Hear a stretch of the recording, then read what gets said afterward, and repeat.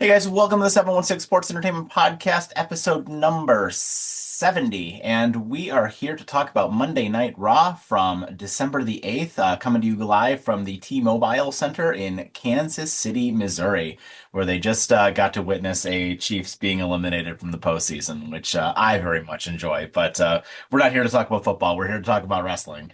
So, with that, we are going to get right into Monday Night Raw, which was the go home show for the Saturday night's main event, which is coming to you guys live from Washington, D.C. this weekend, which will feature a bunch of fun matches, some of which that were announced this evening, but the main one obviously being Gunther versus John Cena in his final retirement match, maybe. So, with that, let's break it all down. As always, I am Mike, joined by my co-host, Mr. Sean O'Neill, and Sean, why don't we get right into it and let's talk about Gunther opening the show and cutting pretty standard Gunther promo and going into what he is going to do to John Cena this weekend. Or you mean Gunther for his promo for the quote retirement match?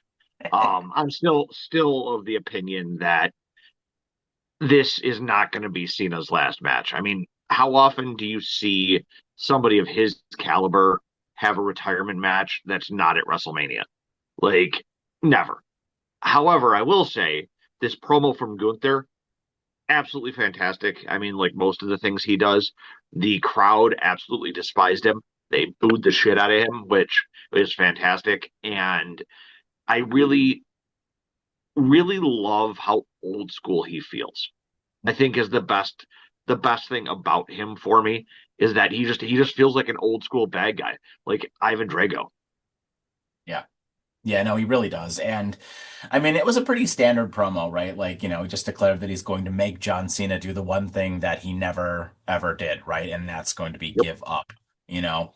And, Gunther's he's such a good promo. Like, there's kind of like promo telling 101, right? Where you just like you put over your opponent, you don't put them down, even though John Cena doesn't really need to be put over. But Paul Heyman is a master of this. You put the person that you're wrestling over and you make them seem like a big deal because then when you win, it makes you by default a bigger deal. And a lot of wrestlers like they don't do this correctly. They instead like put their opponent down and say that their opponents are terrible and blah blah blah. And then when they win, it's kind of like, well, yeah, you just beat somebody who was terrible. So like, Yeah. what do you kind of expect here, right? So Gunther and like I said, Paul Heyman, it's a master class of how to cut an effective promo to get somebody ready for a match. And I thought this was great. And Gunther definitely was the right opponent. And one thing I wanted to build off of this with as well is, excuse me, is that it's come out that LA Knight, obviously at the end of the show, is going to be getting some time off. And I think the reason for that, and the reason why he lost as well, is because his contract is up in March. Oh, And he's currently not re-signed with the company. So it's going to be very interesting to see where things go with this and if he was written off of TV and if he ever comes back even at all. so before I get to that point, because that was news to me, you obviously are a little bit more up on it than I am. I gotta Just give found out Gunther today. credit too, because Gunther's basically pulling extra work without Cena there to engage in these promos. Gunther Mhm. has to basically do the work for two. So the fact that he can basically do the storytelling work of two people through one promo Mhm. is beyond something to give credit for. In regards to the LA Knight thing, there's no way WWE doesn't re-sign him, even if it's on a shorter term contract. Like the I mean, dude he's 41 years old. hugely over. He's a huge merchandise seller. Like he's been involved in every one of their big feuds for the last year and a half. Like I'm sorry, there's no like WWE would be crazy to not sign him even to a short term contract. Maybe he can come back as Ezekiel. Anyway, moving on. So our first proper match of the show, in our first real, match is one of the things we talked about on SmackDown, which is a very easy thing to do when you have a lot of stars in one particular division, is book those stars to face each other. And we talked about the women's tag team division quite a bit. So we did get IYO SKY with Rhea Ripley going up against the Kabuki Warriors, specifically Kairi Sane. And it was never a doubt here that IYO wasn't going to win this match, even though I don't love the idea of a champion losing. But they had some kind of like nonsense interference at the end here, which allowed Ia to, kind of quasi protect Kairi, if you will. But yeah, I mean, it's hard to tell though, right? Like who's actually going to be first in line for these tag team titles because you got the stuff going on with Alexa and Charlotte.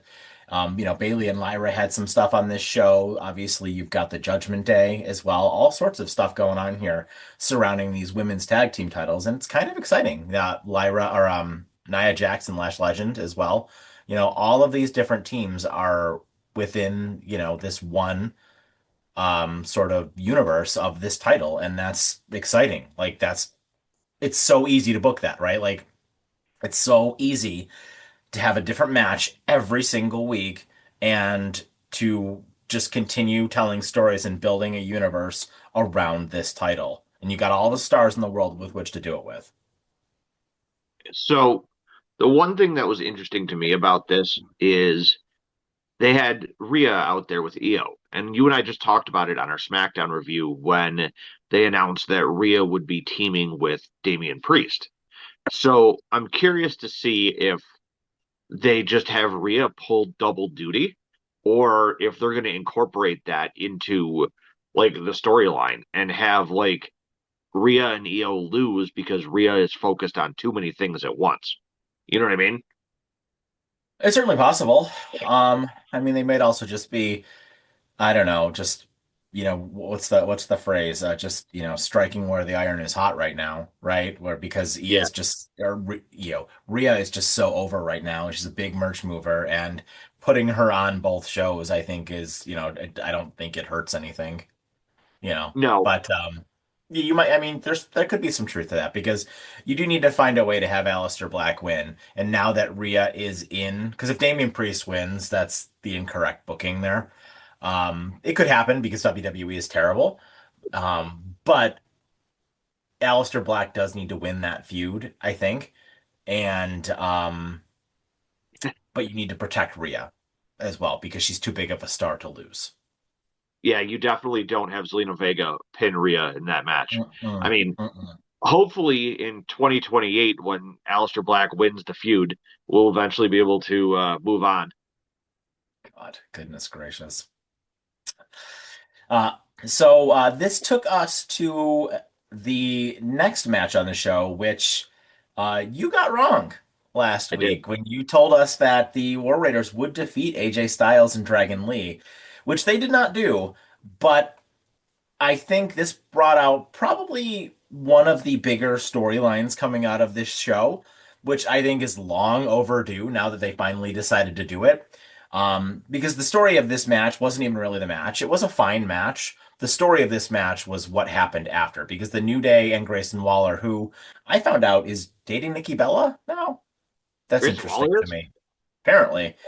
Huh. Um, but more specific than that, the New Day was out there basically to be like, hey, we're going to be the next challengers to these tag team titles, to which they were interrupted by a it's just me, Oos, day one-ish entrance through the crowd, which got recycled and repeated like it always does to completely take you out of your element and out of any seriousness with which, comes from these things. But it did have the Usos announce that they are reunited in the hunt for tag team gold. And this is long overdue. This is long overdue. Jey Uso desperately needs this. He's getting like I mean, I understand how over he is with the live crowds, but he's getting crushed online, and he's getting crushed like in a lot of these matches too. He doesn't look good. He needs a bit of a reboot right now, at least in the ring. And I think him and Jimmy working together is when they were both at their best. And I think this is just a no-brainer move. Get those titles on them as soon as possible. And then hell, have the Vision be the ones to take it off of it whenever we finally reveal who this masked person is. So I knew that I was going to be wrong the second that they announced before the match that AJ Styles and Dragon Lee would be facing Javon Evans and Leon Slater at Saturday night's main event. As Mm-hmm. soon as they announced that, I was like, nope, my prediction's out the window because they're not going to have them facing those two guys without the belts on them. Like, there's no point to doing it without the belts. I know it's not for the titles, but it takes away like the whole prestige of the match, which Mm-hmm. kind of sucks that it made the outcome of this match like 100% guaranteed to me. But I mean, anytime you have AJ Styles in the ring and Dragon Lee, now that he's done pissing whoever he pissed off backstage, um, I think that you're going to have a fantastic match. And the War Raiders are just, for being two big guys, are so reliably consistent that you can get a decent And they're match like out of them. limber. Yeah, like it's Yeah, incredible how they move around for big guys. especially Ivar. Like, my God, the Mhm. dude is like monstrous. And to see him do moonsaults is, I'd Yeah, be afraid I unbelievable. was going to die. It is very interesting to see though that it back to my point real quick about the title or the match for Saturday night's main event. Did you know they're also having Dragon Lee compete at the AAA event coming up in a couple weeks too? Like Yes, they I have heard these that. guys all over, and That's good. I wish that they would push this that kind of stuff more on the main show because I think that gives more credibility to wrestlers like Dragon Lee. You know what I Hmm. mean? Um, as far as the match goes, though, it was overshadowed by the shenanigans and everything afterwards, which is the point of it. Like you said, the Usos reuniting is long overdue, especially now that it allows them to get Jay out of the title picture Yes, and gives Jimmy something to do. yes. And it will do nothing but help Jay. Because you're right, not only in the ring has Jay not looked good, but overall, his character has just become so stale. Like, I'm sorry, I get the live crowd is all into the eating, but we don't need to run it back three times when they're in the ring. Like you said, it takes you completely out of any like seriousness for what's going on. I'm sorry, but No, you're not wrong. You're not wrong. And not only that, but I've had enough of LA Knight and the Usos feuding with the Vision. We need yep, other people to feud with the Vision now. Like we do. And I think that this is going to move things into another direction for that group, which I think is a good thing. I think it is desperately, desperately needed. see the So, problem is though, God, I think you're still gonna see them feuding with the Vision, unfortunately. I don't know. I mean, not at least for a few weeks here because, I think they're going to be in the tag team division for a little while, and I don't think we're going to see Bronson and the mystery person in the tag team division, probably not at least until after the Royal Rumble, I would think. That would be nice. But yeah, maybe we'll get that match eventually for the tag team titles, probably at WrestleMania. Because at that point, the Usos will probably be the tag team champions, probably by WrestleMania.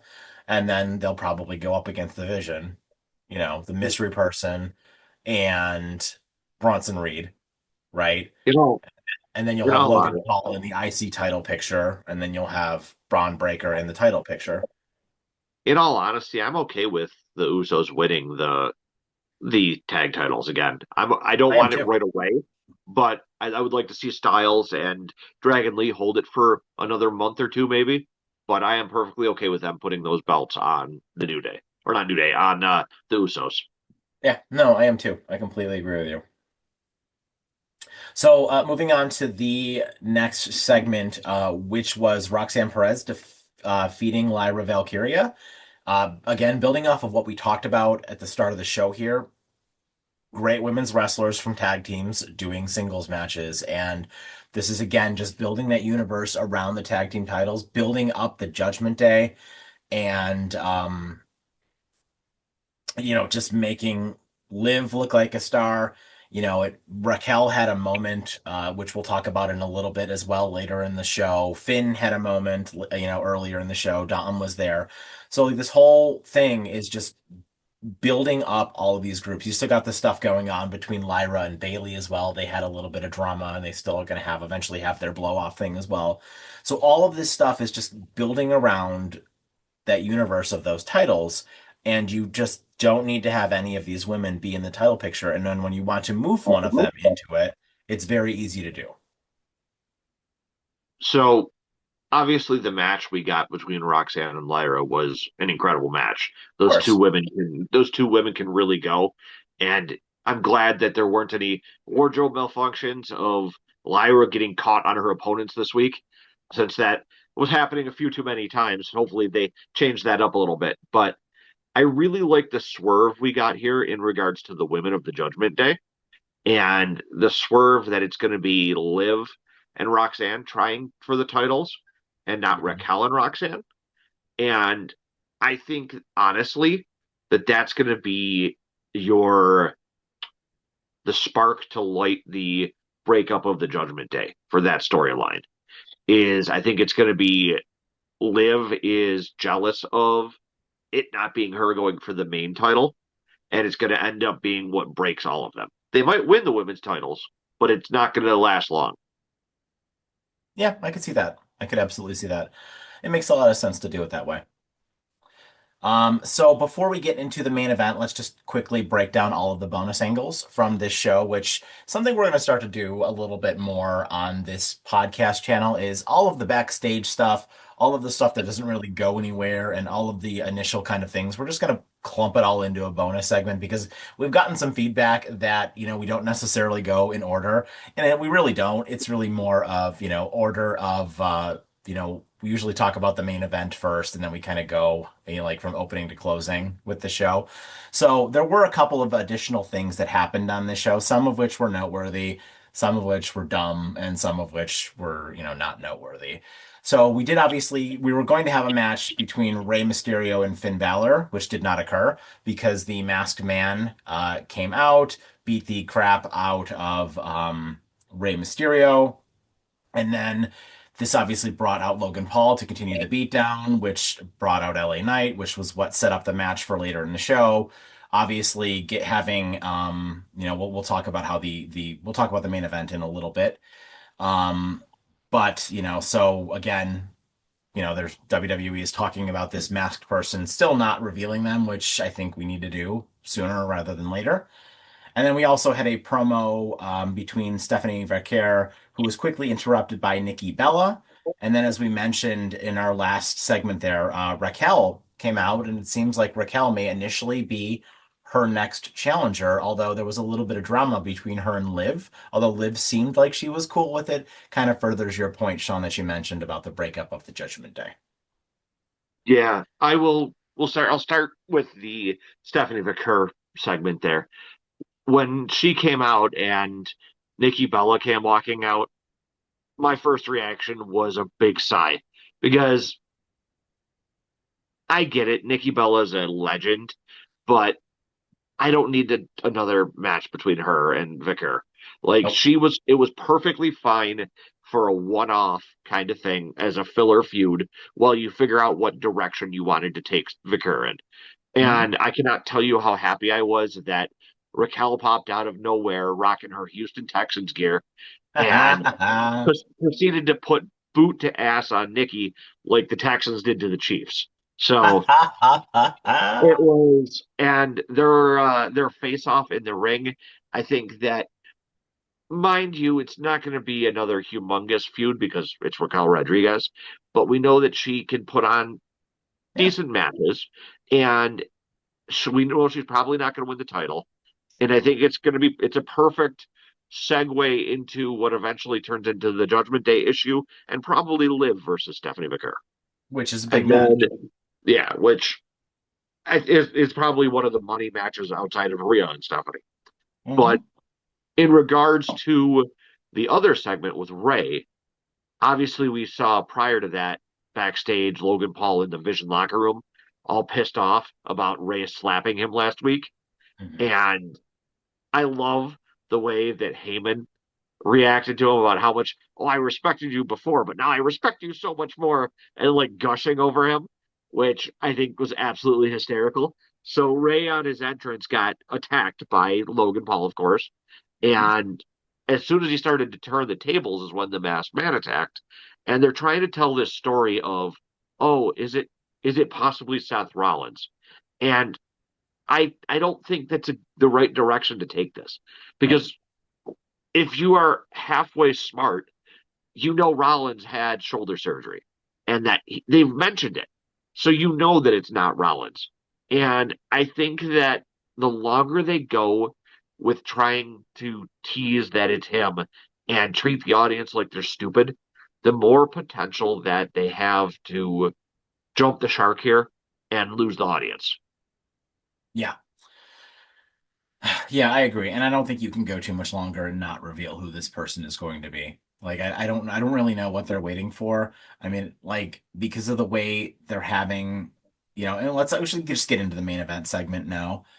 Um, Obviously this saw Logan Paul defeating LA Knight in brass knuckles from Paul Heyman, all of the distractions, the masked man coming out, giving LA Knight the stomp, tossing him back in the ring and allowing Logan Paul to pick up the win, which brought out the Vision, to do the double tsunami, bring LA Knight and obliterate him onto an SUV outside of, for Reed to do a tsunami on the SUV again. And then, Braun Breaker obviously cutting that ridiculous promo. And they really didn't even hardly acknowledge the masked person all that much. So kind of just like there was a throwaway line about it, but it's just like they don't even really seem to care, And the story of this match was obviously A, running LA Knight off of TV, but also B, just furthering the feud between Braun Breaker and CM Punk. And that was really it. And I kind of leaves me feeling like a little bit like, so what? Like you got to give me something here, WWE. And like the fact that the Vision's not even acknowledging this is like you got this mystery person just helping you is kind Yeah. of a little dumb you know, especially Like, given like that Seth, like they cost Seth Rollins. So why would Seth Rollins be helping them? Paul Heyman like should just have a line just to like say something to kind of further this along a little bit. Because if he's pulling the strings for this person, like I don't know, you're not gonna tell your group mates about it. I mean, like that just seems dumb to me. I don't know. at least acknowledge it, like that it's been happening. And even if the throwaway lines are just to like be like, oh well, we don't know who it is and deny any involvement. At least do that. You know what I mean? Be like, oh, he's not on our payroll. And I mean, it didn't help either for this main event that CM Punk wasn't there for Which was the. odd. I don't know if it's due to the untimely passing of Larry, R.I.P. Larry, on the Rainbow Bridge, but that I mean, I don't know if he had personal time off or what, but it definitely I feel like could have made it a little bit better for everything that went on, especially promo wise. And it was nice to see Logan Paul have a match on free TV. You don't see that very often.